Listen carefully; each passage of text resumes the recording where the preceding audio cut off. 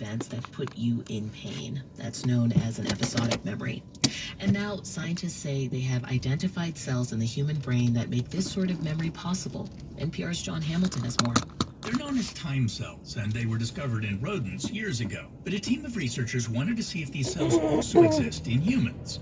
So they studied the brains of 27 people attempting a difficult memory task. This type of memory task is not one that like a rodent would be able to do. That's Dr. Brad Lega, a neurosurgeon at the University of Texas Southwestern Medical Center in Dallas.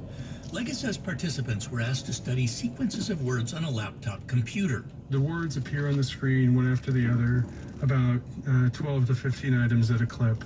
They're separated by a couple of seconds. Then, after a break, people were asked to remember the words. Meanwhile, scientists were measuring the activity of individual cells in the hippocampus and another brain area involved in the perception of time. This was possible because the people in the study already had electrodes in their brains as part of a treatment for severe epilepsy. Lega says the team discovered certain cells that would fire at specific times during each sequence of words. The time cells that we found, they're marking out discrete segments of time within this like approximately 30-second window. Timestamps that help people recall when they had seen each word and in what order. Lega says the finding suggests that the brain uses the same approach when we're reliving an experience, like falling off a bike.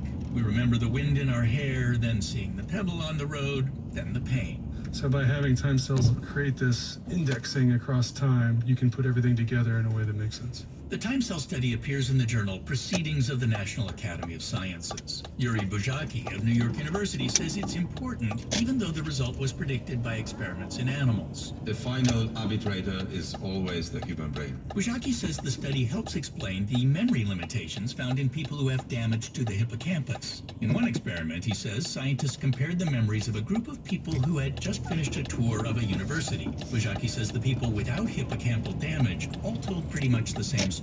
First thing is we have seen the fountain, and then there was a little girl who fell off the bicycle and so on. And these sequences are completely and absolutely gone in people with hippocampal lesions. Probably because their brains don't have time cells to recreate a sequence of events. But Buzhaki says time cells aren't like clocks. Their pace is constantly changing depending on factors like mood. When you have to wait for the elections, then every day is a long day. The same thing is when we're asking, when is COVID over? It's very, very slow. But when you're having a good time, time flies. Buzhaki says as a result, our perception of time isn't very reliable. John Hamilton, NPR News. Okay, so that was information on epilepsy.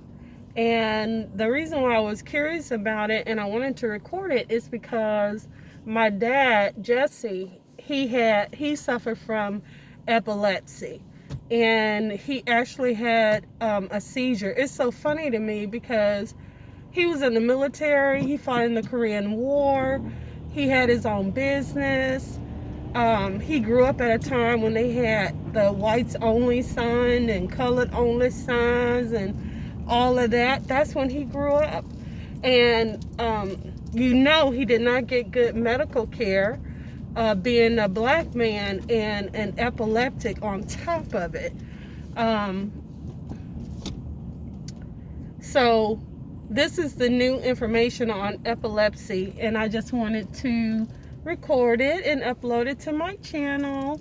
If you have any comments or thoughts about epilepsy, very few people even talk about it anymore. When I was in grade school, there was a boy named Rodney Green, and he had epilepsy, and he did have seizures at school. And we were always talking about he could swallow his tongue and stuff like that. But nowadays, you never hear about epilepsy. And then with the pandemic on, you never hear about people suffering from epilepsy either. So I just wanted to record that. Hope everybody is doing good. I hope you're wearing your mask, washing your hands, and not touching your eyes or anything like that with your gnarly little hands. Cleanliness is next to godliness. Okay? And so, I will talk to you guys later. I came over here to go to Target, and as you can see, the parking lot is full. We all had the same idea, huh? I'm gonna back it in over here. I found a spot.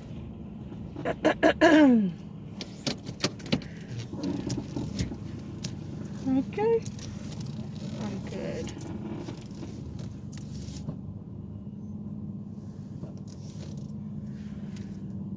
Oh Lord, this Pastor Carrie Anderson calling me. They must have something going on at the church. Child, I don't fool with these people over here.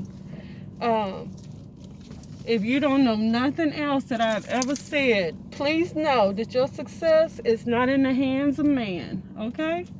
You have to make good choice. You have the power. Even over getting coronavirus. Wash your hands. Wear your mask. Okay? And like I said, if you know somebody who has epilepsy or who has suffered with epilepsy, please share your experiences for the rest of us. And I will talk to y'all later. Pray for me. I'm praying for y'all, okay? Talk to y'all later. Bye.